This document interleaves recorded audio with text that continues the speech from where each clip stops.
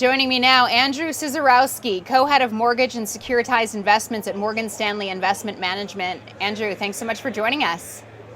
Thanks for having me.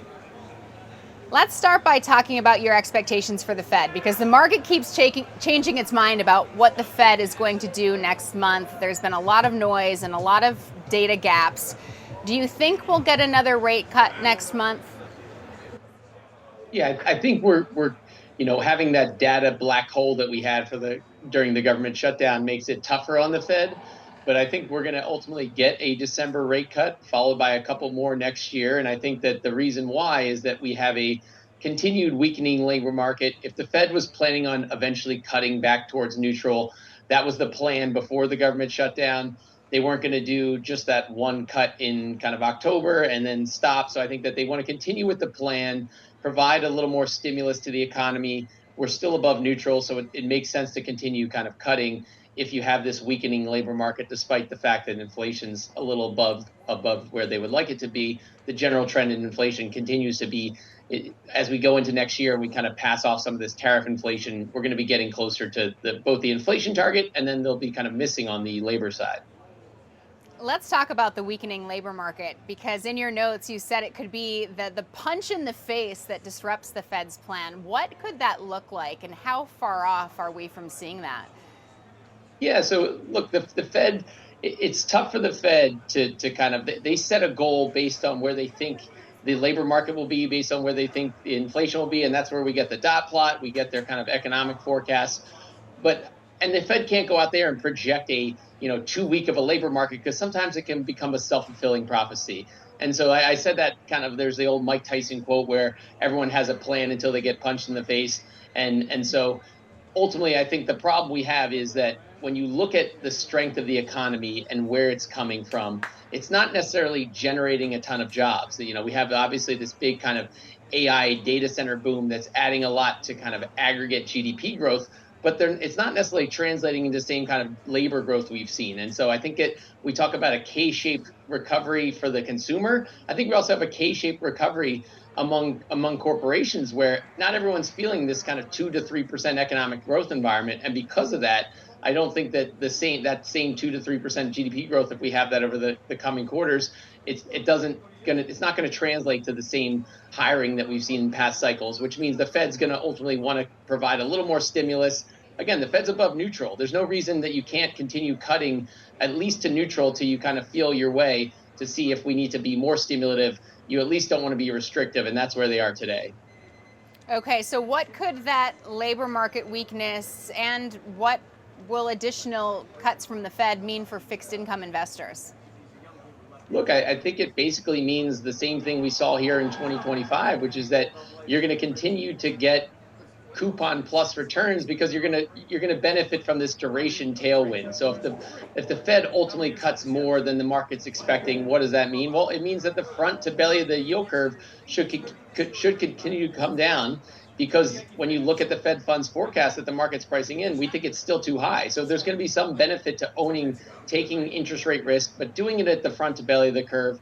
The long end of the curve could be anyone's guess. We have to price in what's term premium going to ultimately be, how much supply do we have, and not just in the U.S. but globally. And so those are all issues with the back end of the curve. The front end of the curve, the Fed controls that, and then the market controls the back end of the curve. And so I think what it means is that you want to take interest rate risk more than your average benchmark would say, and so do that, but also have a kind of more well-rounded portfolio, be diversified, not just here in the United States, but take some other developed market and emerging market interest rate risk as well.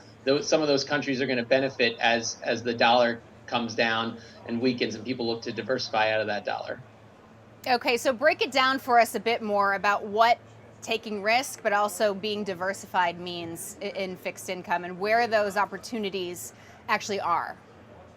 Yeah, it's a great question. And I think that when you look at some of the trades that have worked this year and why they might work next year, and where you want to be, look, I mentioned taking interest rate risk. And so if the economy's weakening and the labor market's weakening, what does that mean kind of sector level? Well, it means that at the corporate level, maybe, the top decile of corporate spreads like we're at in kind of IG and high yield, maybe those sectors are a little tight. So maybe you want to kind of move outside of those into some maybe less traditional spaces like securitized products. And so we have a bit of a barbelled approach where we think that, look, agency mortgage-backed securities look very attractive. Spreads are still wide of their 50th percentile over the last decade. So that's one place you can kind of hide out at the higher quality end. But then also, if you go into something like commercial mortgage backs, these are a space that's been beat up much of the last decade. When you think about commercial mortgage backs, they're one of the longest duration sectors out there. Commercial real estate's had a lot of pain because of rising interest rates.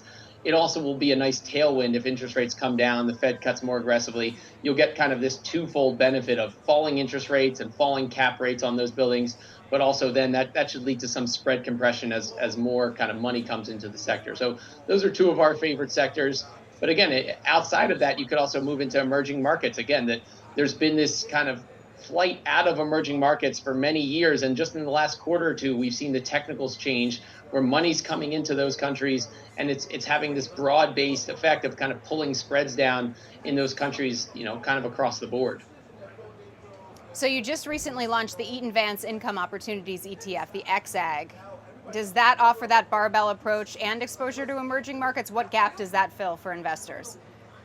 Yeah, look, when you think about how investors are typically positioned in fixed income, they have a ton of core exposure or core plus. And so that means you're getting a lot of exposure to treasuries, you're getting a lot of exposure to investment grade corporates, some of the kind of tighter spread products that we see. But what they're not getting enough of, we found when we look in kind of broad based, is that they don't have those kind of satellite sectors of fixed income that offer a lot more yield, a lot more spread, and can really offer some diversification at the same time. So XAG is our kind of multi-sector fixed income fund we recently launched, and this is a product that it goes around and takes the strips out those kind of best ideas in taxable fixed income. We have a kind of a large team here, over 200 investment professionals at Morgan Stanley Investment Management, that are searching not just in the United States but across the globe. And so we're trying to pull together in a kind of prudent fashion these best opportunities, but doing it in a bit of a barbell approach, like I mentioned earlier. But we have one main constraint, and that's has weighted average investment grade. So it's not like there's some kind of unhinged fund going so far off the risk spectrum. That's not this at all. This is a strategy that we've run in an open-end form since 1990, and so we've found it has great returns. If you look over the last kind of 5 years, this has kind of dramatically outperformed your typical ag investment without taking too much more risk. Again, it's a barbelled approach, but we think that makes sense to go into, again, have that emerging markets, securitized products, corporate credit, and let us toggle between those and find the best relative value opportunities when they come up. Okay, so just finally, Andrew, what's your advice to investors who look at S&P 500 returns of 15% in 2025 and say, why would I want 3.8% fixed income levels of returns? Yeah, I mean, it's something that it didn't make sense when interest rates we were in 2020, 2021, where you had a 10-year that was sub 1%. There was very little upside in fixed income from there. And that was something that I remember running funds back then. It was like, who's going to invest in this? And what is the kind of what does this mean long-term for fixed income? When you think about fixed income returns, your returns are going to be heavily centered around that yield that you're investing in. And, it could be plus or minus depending on what interest rates do and what spreads do. But, XAG is a product that has a 7% yield. And so in it, over the long term, if you just hold these bonds to maturity, your return is going to be kind of centered around that 7%. If we get some calls right and some duration calls right and some curve calls right, then you're looking at coupon plus. And I think that the real benefit today is that base treasury yields are high. There's still some attractive opportunities in some of these satellite sectors of fixed income. And so the nice thing is that with these base yields high is that treasuries and fixed income act as a hedge again on those risk assets when base yields are high. The reason why it didn't work in 22 was because base yields were so low and inflation was high. But if we get some risk off event, you will see a flight to quality back into treasuries, back into something like agency mortgage backs. And so that's when it really works for your kind of investor who's in a balanced kind of portfolio. And when inflation's coming down, it's when inflation's rising that it's a problem. But we don't think inflation is going to be a problem a year from now. We think once the tariff inflation passes through, we're going to be back towards that kind of 2010 to 20 cycle we're in, where inflation is running around 2% plus or minus a little bit. But that offers a huge benefit to investors, again, given how high base yields are.